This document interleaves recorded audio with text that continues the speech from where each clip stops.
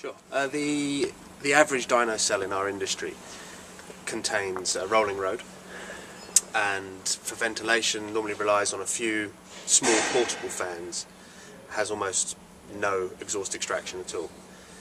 Here we turn the contents of the room over every 4.5 seconds. We extract 8,000 cubic feet of air per minute through the exhaust extractors alone. We use a hub mounted rolling road, or a hub mounted dyno. On a rolling road dyno, you're interfacing with the car's tyres, which are made of rubber. They represent a huge pool of almost inquantifiable variables. The rubber transmits tractive effort to the dyno in a way it just essentially changes depending on the angle that the tyre is presented to the rollers at, the size of the contact patch, the amount of pressure being applied to that contact patch, the amount of torque that's being applied through that contact patch. And you'd need to know absolutely the quantities of all of those variables to know how accurately you're transmitting the car's output into the dynamometer. With our hub-mounted system, we positively engage with the wheel hub on the car.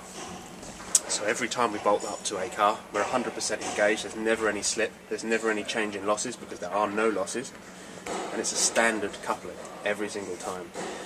No matter how much torque gets transmitted through that coupling, we can always cope with it. As long as we're inside the bounds of what the dyno can physically control, we're okay. And what can it control? We're slightly different front to rear axle. The rear axle is significantly heavier duty than the front axle.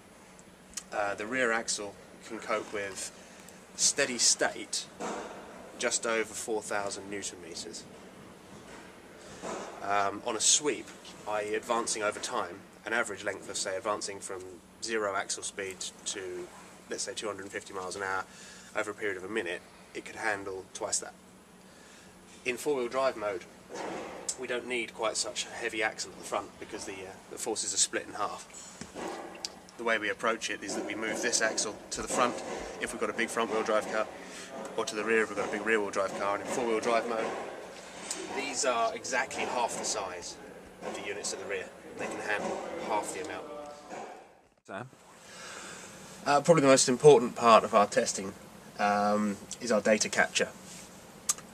Gone are the days where cars were filled with racks and racks of fluid-filled gauges that you had to stare at mercilessly while you were driving hard. What we do now is we put the car in testing conditions, we put it through its paces, if you like, and then we review the data afterwards. This is our data capture. It looks quite messy, but this can be set up in any number of ways. We can measure different types of sensors multiply. We can do 8 different channels for things like pressures.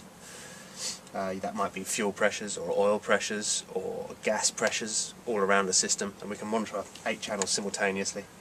When it comes to temperatures, we can monitor another 8 channels simultaneously. Again, that's great for capturing data regarding the thermodynamics, perhaps a turbo system, seeing temperatures before and after turbos, before and after intercoolers, before and after coolant rads in terms of the air going onto and off of a coolant rad. You can use this information to drill down into the energy exchanges that are going on inside a working system. Up here is slightly more sophisticated equipment. These are essentially spectrum analyzers. We use these to listen to microphones placed on the car's engine to differentiate between different types of noise. What we're looking for with these is the very specific noise signature or sound signature caused by rough combustion or detonation pre-ignition. We use multiple systems because there really isn't a great solution for this problem yet. Up until even now, some of the most advanced companies in the world still use the human ear and the human brain as the spectrum analyzer for working this out. This piece of equipment here is probably the most advanced piece of equipment that I've seen anywhere in the market. This isn't actually available for sale yet. This is a prototype that I'm evaluating for a friend who built it. This listens to the car's noise signature. It looks at every single ignition event in the engine and monitors very, very specifically a portion of time around each ignition event and it filters out any noise that couldn't be what we're looking for. Any noises that are at the wrong frequencies, any noises that are at the right frequency but are at naturally occurring harmonics. What this is looking for is very specifically the unpredictable noise that could well be what we're looking for. These are two identical exhaust gas oxygen sensor systems. We use exhaust gas oxygen to establish the mixture of a car. The reason we have two is because a lot of the cars we work on have two banks of cylinders, V8s, V12s, V6s. For 4-cylinder cars with a single exhaust collector, we don't use one. All of this feeds back all the time into our data analysis on the dyno. Everything on this dyno, whether it be the torque from the back axle, the pressure in the intake manifold, the amount of knock coming off the cylinder head, or the mixture in any one of the banks, it's all recorded all the time, and all of the data recordings are all tagged, time tagged to each other. So you can go back to any moment in time of any point of your testing and pull up any of your data, and it's all presented together. There, Sam. This is an example of a very basic data capture. This we were using just to analyse a turbo car that was presented to us. It's a little tricky to make out, I'm sure, on the video, but what I'm looking at here are a few key variables. This line, drawing a straight line right the way through, is our beautifully controlled engine speed, rising at an absolutely pre-programmed rate and not deviating from that. Gives us a controlled set of conditions. As the engine speed rises, we're looking at real-time boost pressure in the intake manifold. As you can see, it's variable, but it follows a fairly even pattern. The red line here is our engine's torque output. This is measured at the back axle. It's the only point that we interface with the car, so it's the only thing we can physically measure. Everything else would be a guess. The blue line here is the mixture.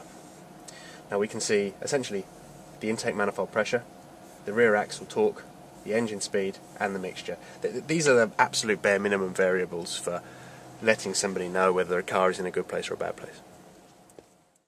That's said to me a lot. A lot of people have come in here quite impressed at our dyno cell facilities. Personally, I consider it to be the bare minimum.